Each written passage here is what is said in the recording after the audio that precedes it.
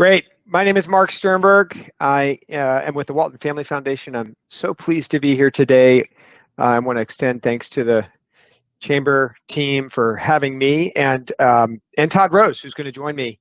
Todd, from Populous and noted teacher and futurist of education and the world we live in. So really honored to be able to share this time with Todd and ask some questions to someone I know well and respect deeply for his understanding of where we've been and where we're going.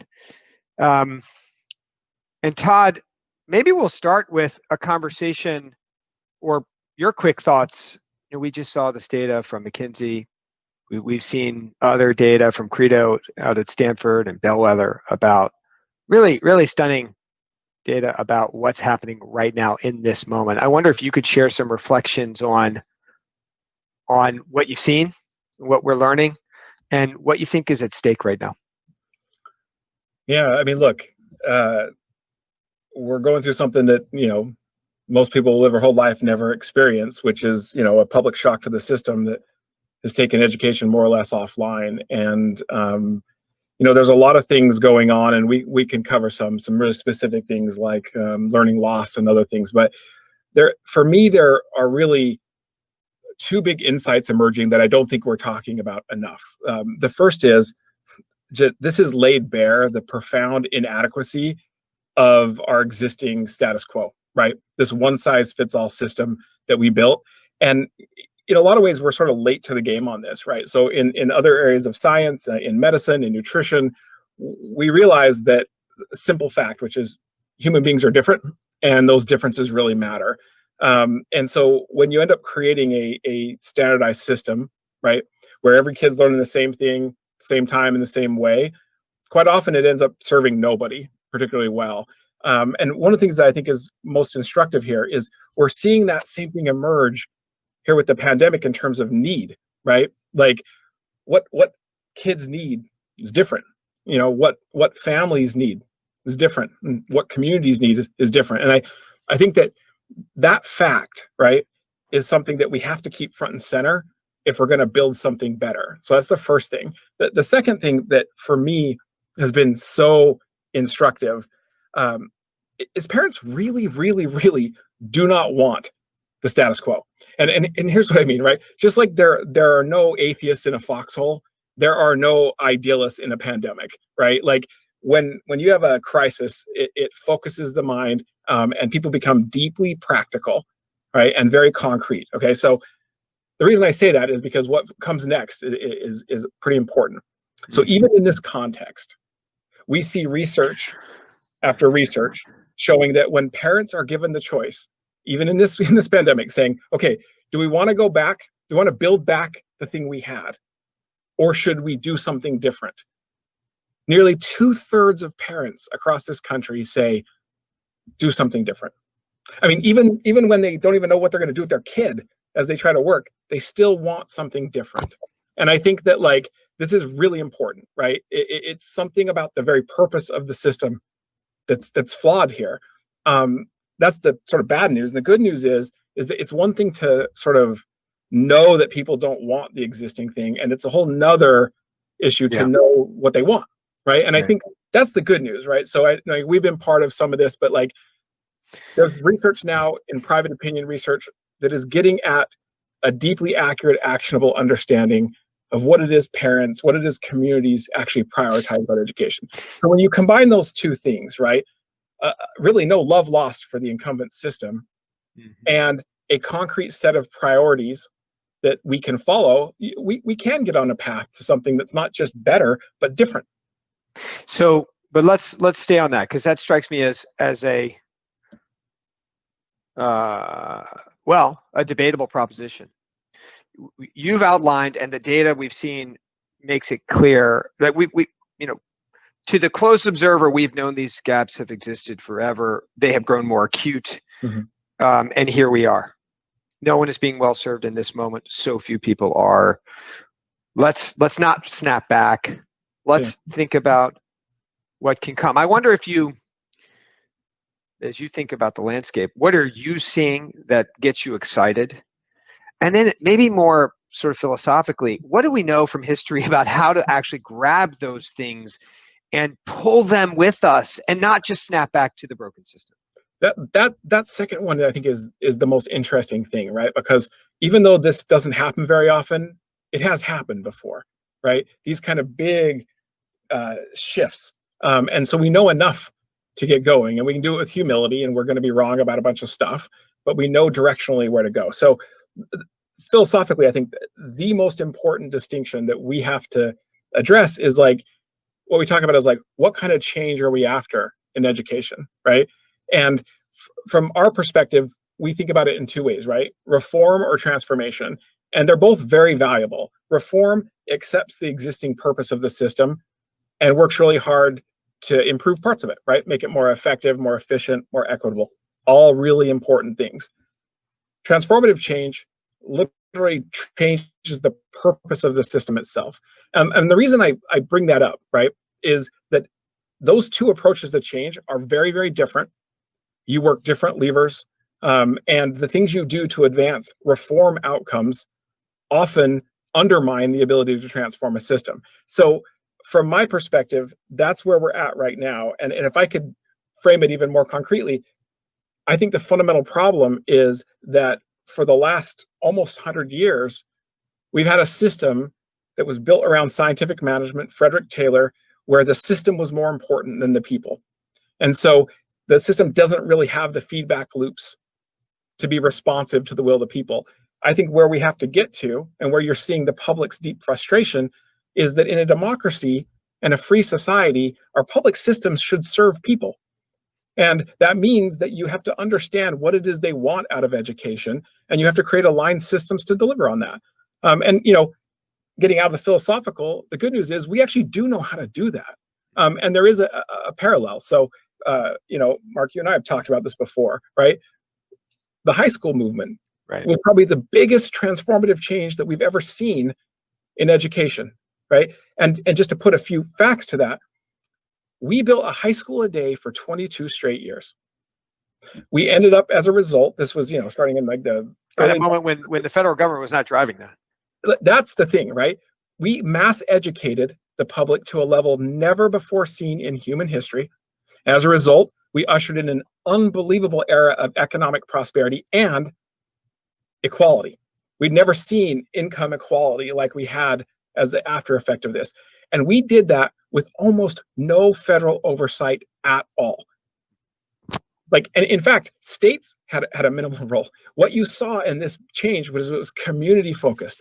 Community after community recognized that something fundamental had changed in their values and in the economic reality, and that the old system, for whatever its value, wasn't sufficient anymore. And they set about literally taxing themselves to build high schools.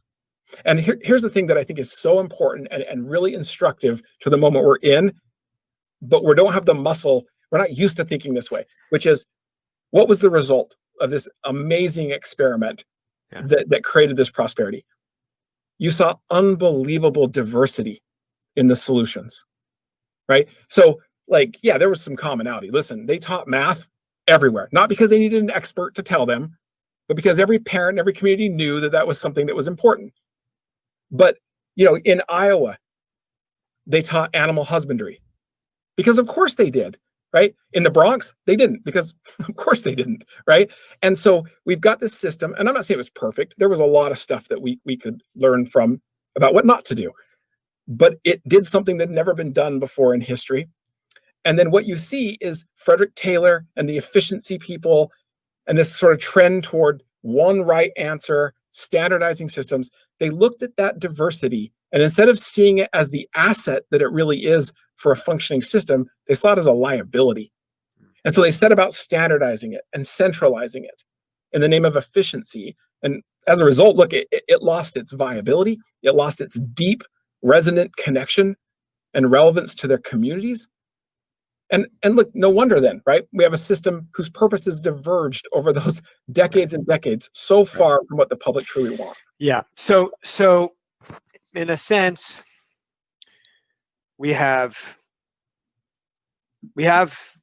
designed something for 1920 as this country and the world moved further into an industrial economy, and we still have a version of that. This is not a new critique.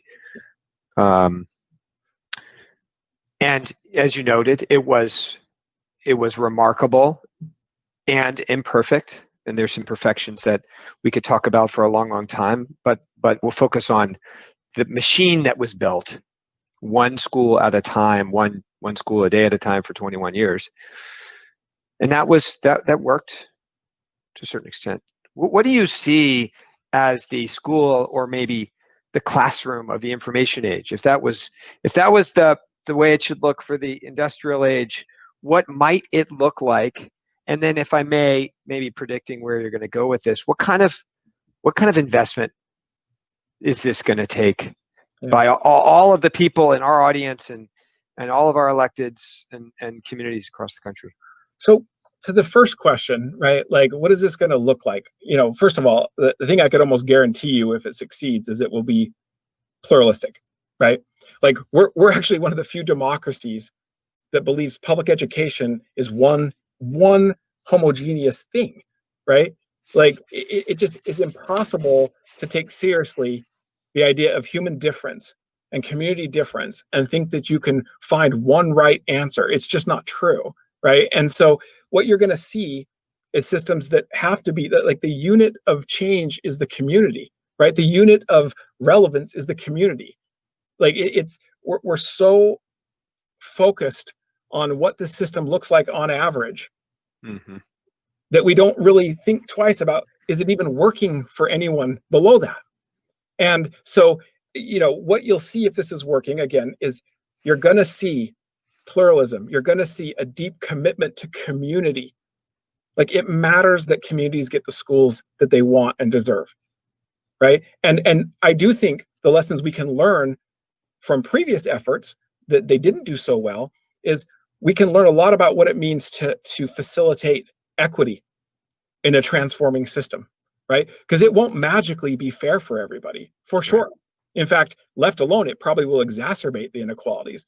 But there are ways that we can make investments to ensure that communities that don't necessarily have the intrinsic resources to be able to transform these systems do, right? Yeah. So they don't fall behind.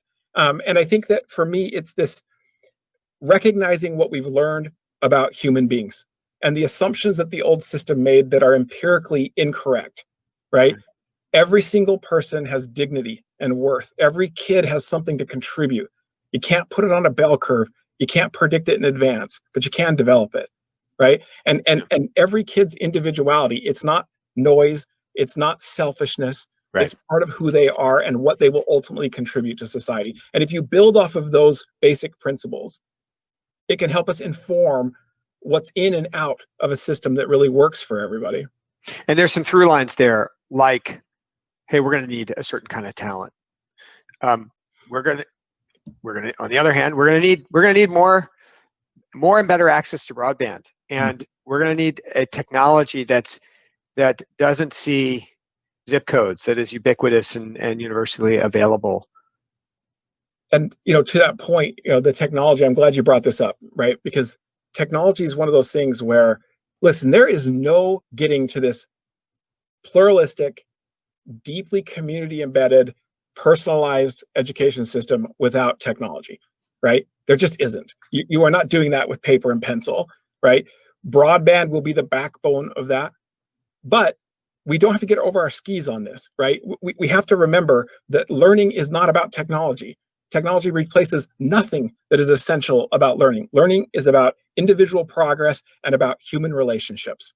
To the extent that the technology amplifies and augments that, it will be adopted and it will be used and it will work and it will be a good value. To the extent that it tries to replace teachers, replace the human interaction, do things to and for kids, it won't. And so if we start with a focus on what the purpose really should be, and then you can see which technologies matter and how they matter and where the investments need to be made. So we're talking about this massive inflection in what learning looks like and how it needs to evolve, maybe how it is evolving in front of our eyes. One of the critical pillars of the last, let's say, 25 years of how education has worked in this country has been an approach to accountability. Yeah. A set, data and access to a set of data acquired largely through testing that tells us how students are doing, and that maps, the growth in student knowledge. Todd, you and I have talked about this a great deal. So the assault on some of those tools, the insufficiencies yet importance of some of those tools. Yeah. And that's something of great importance, I would say, I know, to the chamber and to this audience. How do you observe the tension that I'm outlining, and where do you think it goes? I'm glad you're bringing this up. So, for whatever the flaws of the current accountability system, and there are flaws, right? There are also some good things about it. And at a minimum, the concept of accountability is essential. There's no way that you get to a better system that works for most people, let alone highly equitable, without deep embedded accountability structures. So for me, this is what I would say, though. This is one of those times where appreciating the need for accountability and investing in it, you have to decide what kind of change you're after. If you think the existing purpose is sufficient and you need to make it better, then I would double down, I would tweak the existing ones, and I would work from there, right? If you believe, as I do, that the data is pretty clear, people want different, not just better, then you are transforming the system. And what it means to work on accountability is different. And here's what I'd say. There's three things that you have to keep in mind. The first thing, and nothing else matters if you don't get this right, to whom is the system accountable? It seems obvious, right? But answering that matters. So I believe, I might be being a little unfair, but I believe that the system we have now, the Frederick Taylor scientific management system matters more than people, the accountability system works upwards, right? It basically says you are accountable to the administration. You are accountable. If you're a principal, you're accountable to the superintendent. If you're okay, I believe that's insufficient. I believe that that's even secondary to the people that actually deserve to be the stakeholders and the system should be accountable to: parents and community at a minimum, right? But we really don't. For all the talk of saying that parents matter, we have no accountability system for that, right? Because when you look for what an accountability system has to have, it has to measure the things that matter, and it has to create feedback loops so that people can voice their satisfaction, their dissatisfaction, their priorities, their frustrations, right? And have a consequence on systems behavior. And everybody in the audience that runs a business knows exactly what these feedback loops do. Right. They're dealing with consumers, right?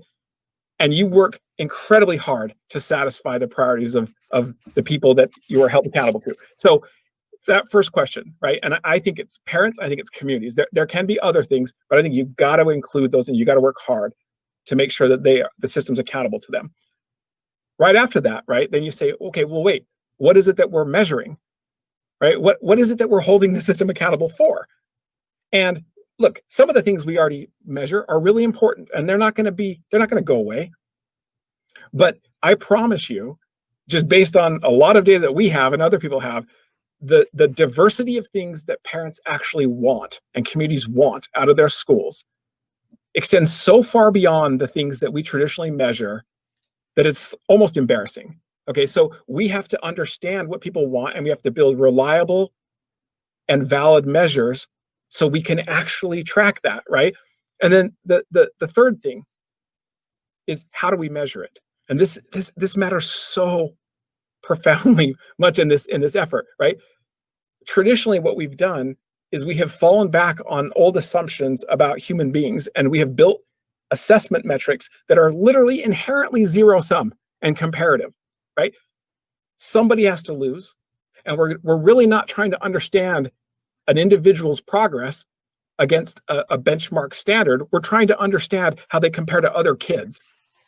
Whatever value that is, it is very little value in a system that is about developing the full potential of every kid. Okay, but the good news is we don't have to make massive innovation around there.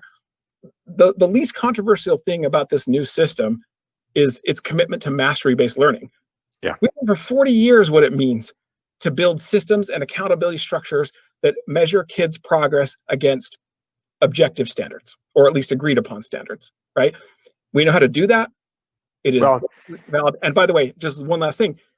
Everywhere else in society where it matters, that's exactly how we measure performance. And that's where I was going to jump in. I mean, this audience would appreciate that.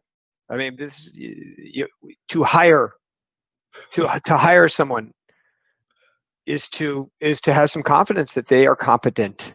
Yeah. And they have the competency, and we know how to measure these things. Yeah. And by the way, when we decide whether someone can be a surgeon, we don't give them a bell curve test where the top 10% always get to be surgeons, no matter how terrible they are.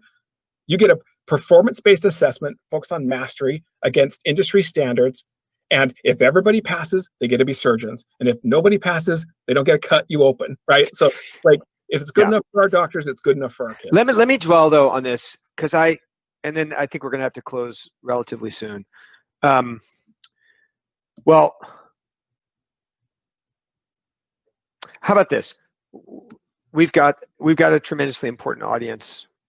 You talked about community. There is no community without business leadership, and the folks in this room, this virtual room, I guess, are as good as it gets. So what do we need from them? Good. Two things. This is my wish list for the people in this audience. First, you got to speak up. I know that when you think about K-12, you worry about politics or other things, but here's the thing. Parents and communities will be the driver of this transformative change, but you have a role to play. Because in our research, when we asked parents, who do you trust to tell you that it's okay to want something different from K-12? The number one group on the list above everybody else was local and regional employers. It matters what you say, right? Your silence is the same as endorsing the status quo. Second, look inward, right? When you look at hiring people, how do you do it? Do you default to what college did you go to? Did you get a 3.5 GPA or higher? Or do you look for performance, no matter how they can demonstrate it? Because you and I both know that college diplomas are about the fuzziest signal there is. They don't really map very well to how well you'll do in a firm, right? But here's the problem. If you default to that, you are sending a signal to parents that they have to choose between the kind of school they want for their kid and the kind of things they have to do in the off chance that their kid might get hired in your company. So those two things, speak up and look inward, you will have a profound effect on unleashing this transformative change. Yeah. Todd, let me close with one last question that maybe takes us back to the top. It's sort of, the question is, what's at stake? I mean, you are suggesting, and Walton happens to agree with you, that this is not a casual inflection. This is a serious inflection that was coming. I'm putting words in your mouth, but probably was coming absent COVID, that has been accelerated by maybe a decade, who knows? Yeah. But that everything that we might have imagined coming before is going to get here faster now. So there is something, the ground is moving. It's happening as we speak. It is profound. So what's at stake when you say get involved and speak up and look inward? What's at stake for this audience? What's at stake is, let's talk selfishly. You all know that what you need is a broader, more diverse talent pool. Right now, we have narrowed that pool artificially and arbitrarily to the point where you're fishing in the same pond, and you're either overpaying for the talent or you're not getting it at all. And there's no reason for that, right? But let's step back to the bigger, what's at stake at a bigger level. I actually believe, and this will sound dramatic, but I genuinely believe it. It is the very future of public education. And here's why. We know too much to be doing so little. We know too much about what it takes to develop individual kids to allow them to make their best contribution and live a fulfilling life. We know how to do that, right? We also know the multiplying effect that has on their lives and generations to come. So now imagine that we have two systems. There are private options and there are other things that are literally built on these principles, and they are literally developing kids and helping them figure out who they are, what they're good at, what they care about, and turning that into a contribution. On the other hand, the rest of us who can't afford it are left in these standardized systems that do not value us as moral agents capable of reason and choice. They do not value our individuality, and it is about preparing us for a world that frankly doesn't exist. What will happen is unbelievable inequality of the kind that isn't just economic. It is about a life well lived. And I mean, you think about how do you come back from that? So from my perspective, we either commit to, broadly speaking, public education based on these principles aligned to what parents and the communities want, and then we can get somewhere qualitatively better that works for communities, works for the country. Or we are going to go down a path of profound inequality that we will not be able to come back from. Great. Well, thank you, Todd. The profound thoughts, big thoughts, exciting thoughts, and a lot of work to do for all of us. So delighted to spend this time. And I know on behalf of Todd Rose, happy to extend thanks to the Chamber for having us. Thank you.